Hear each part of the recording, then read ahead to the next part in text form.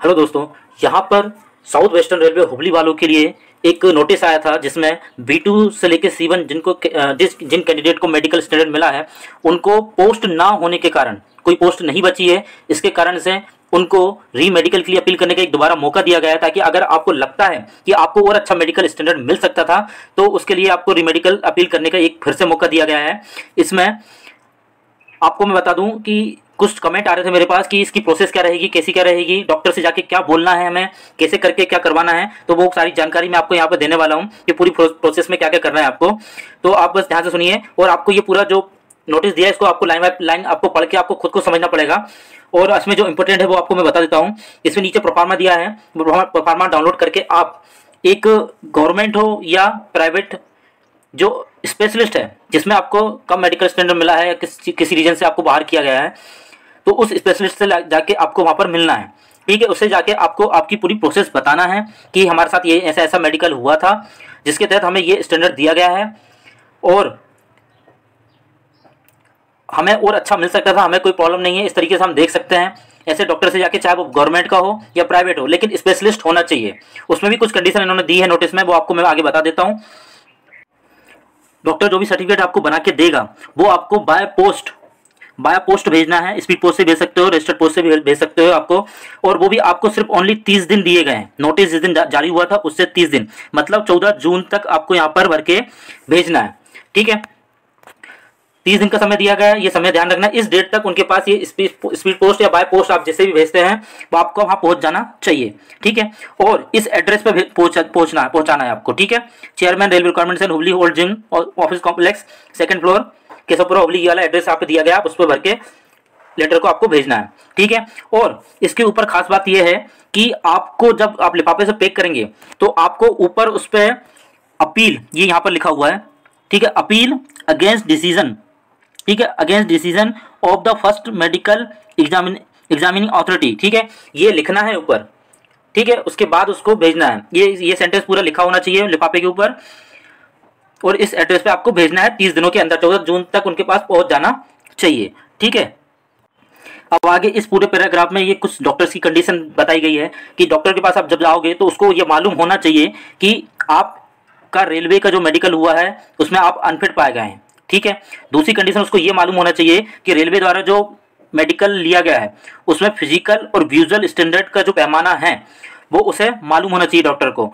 ठीक है, ये मेडिकल स्टैंडर्ड पैमाना कैसे क्या लिया गया है इसके बारे में नीचे जानकारी दी गई है। मैं आपको एक PDF दिखाऊंगा, उस PDF में नीचे क्लियरली लिखा हुआ है, ये यहाँ से वो डाउनलोड किया गया है। मैं आपको उसके बारे में डिटेल बताऊंगा। ये उसमें सारी डिटेल लिखी गई है कि आपका मेडिकल स्टैंडर्ड कैसे क्या हुआ, कैसे क्या कौन कौन से पैमाने पे हुआ है, तो वो आप उसको ले जाकर भी डॉक्टर को बता सकते हैं। ठीक है, और आपको जो प्रोफार्मा दिया गया है उसमें वो आपकी आइडेंटिफिकेशन भी लिखेगा, 2 नीचे वही डॉक्टर लिखेगा, उसमें फोटोग्राफ है वो भी अटेस्ट करके देगा। ठीक है, वो भी आपको पूरा वही डॉक्टर फोटो के ऊपर वही सील साइन लगा के देगा, आइडेंटिफिकेशन मार्क भी वही लिखेगा। और आपको जो मेडिकल स्टैंडर्ड मिलने वाला है डॉक्टर के अनुसार कि आपको बेस्ट मिल सकता था या B1 मिल सकता था या A2 मिल सकता था, A3 मिल सकता था, जो भी है तो वो वहाँ पर लिख के देगा। ठीक है, उसके साथ साथ उसमें पूरा मेंशन करेगा कि आप कौन कौन से टेस्ट आपके किए गए हैं। ठीक है, और साथ में डॉक्टर का एक MCI या स्टेट रजिस्ट्रेशन नंबर भी होगा, वो भी उसको वहाँ पर मेंशन करना पड़ेगा। ठीक है, ये उनकी कंडीशन है। उसके बाद ये सारी उस डॉक्टर आपको जो भी सर्टिफिकेट बना के देता है मेडिकल वाला, उसको उसके साथ में आपको उस लिफाफे में भर के आपको जो एड्रेस बताया गया है वहाँ पर आपको भेजना है। वहाँ पर जब आप भेज देंगे तो वहाँ पर एक कमेटी आपकी बैठेगी, वहाँ पर आपको डिसीजन लेगी कि आपने जो सर्टिफिकेट वहाँ पे लगाए हैं वाकई में आपका स्टैंडर्ड अच्छा मिल सकता था या नहीं, तो उसके आधार पर आपको डिसीजन लेगी। और डिसीजन देने के बाद वो आपको वहाँ पर एक डेट देगी रीमेडिकल के लिए, जिसमें आपको वहाँ पर बुलाया जाएगा। और जब आपको बुलाया जाएगा तो आपको 1000 रुपये का डिमांड ड्राफ्ट बनाकर ले जाना है। आपको अभी नहीं बनाना है, अभी आपको साथ में भर के भेजना भी नहीं है।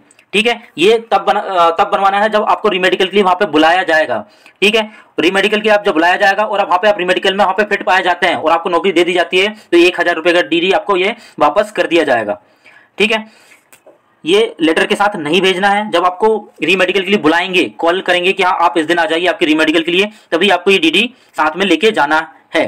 ठीक है, और ये जो DD बनना है, ये जो DD बनना है इसका ये payable in favour of PFA south western railway Hubli. ठीक है, इसके नाम से बनना है। यहाँ पर आप किसी भी बैंक में जाएंगे, बैंक वाले को आप बोलेंगे कि एक डीडी बनना है, और वो पूछेगा किसके नाम से बनना है, तो आप ये यहाँ पे बता दीजिएगा, उसको जाके लाइन दिखा दीजिएगा PFA south western railway Hubli वालों के नाम से बनना है, तो वो अपने हिसाब से बना देगा और 1 घंटे में बन जाता है। ठीक है, किसी को डाउट था कि कितना टाइम लगेगा बनने में, सिर्फ नॉर्मली आधे घंटे में ही बन जाता है। 1 घंटे में आपको बैंक वाला डीडी बना के दे देगा। अब आपके मन में आ रहा होगा कि हम डॉक्टर को कैसे समझाएंगे कि क्या चेक हुआ था। आपको पहले पूरी कहानी बता देना मेडिकल में क्या कैसे हुआ था, और आगे इन्होंने यहाँ पे लिखा है the provision of medical fitness stipulated chapter 5 IRM। ठीक है, readily available in official website. इस पे आपको ऑफिशियल वेबसाइट पे ये आपको पूरा चैप्टर 5 IRM का चैप्टर मिल जाएगा। इसमें पूरी जानकारी दी गई है। मैंने इसको डाउनलोड करा, उसको पढ़ने की कोशिश भी करी है कि क्या क्या है इसके अंदर, और चाहो तो आप भी डाउनलोड कर सकते हो, और इसकी PDF मैं आपको खोल के भी दिखाता हूँ। चलिए, ये है चैप्टर 5 मेडिकल एग्जामिनेशन। रेलवे के अंदर जो लेवल 1 का जो दिया गया है, किस तरीके से मेडिकल यहाँ पर लिया गया है, इसके अंदर पूरी जानकारी दी गई है कि हाइट माइट वगैरह कितनी क्या होनी चाहिए, पूरा विजुअल वगैरह पूरा, और फिजिकल कैसा क्या होना चाहिए, हर एक कंडीशन लिखी है। 73 पेज का है ये, तो आप भी जाके इसको पढ़ लीजिएगा पूरा। इसमें पूरे नीचे सर्टिफिकेट भी दिए गए हैं, A2 मेडिकल स्टैंडर्ड, B2 कैसा क्या होना चाहिए, कलर ब्लाइंडनेस वगैरह की पूरी जानकारी दी गई है। 73 पेज का है, तो मुझे थोड़ा बहुत समझ में आया है और आधा से ज़्यादा समझ में नहीं आया है, तो इसको क्या एक डॉक्टर ही मतलब अच्छे से समझ सकता है। तो इसके बारे में थोड़ा डिटेल में ज़्यादा बता नहीं पाऊंगा।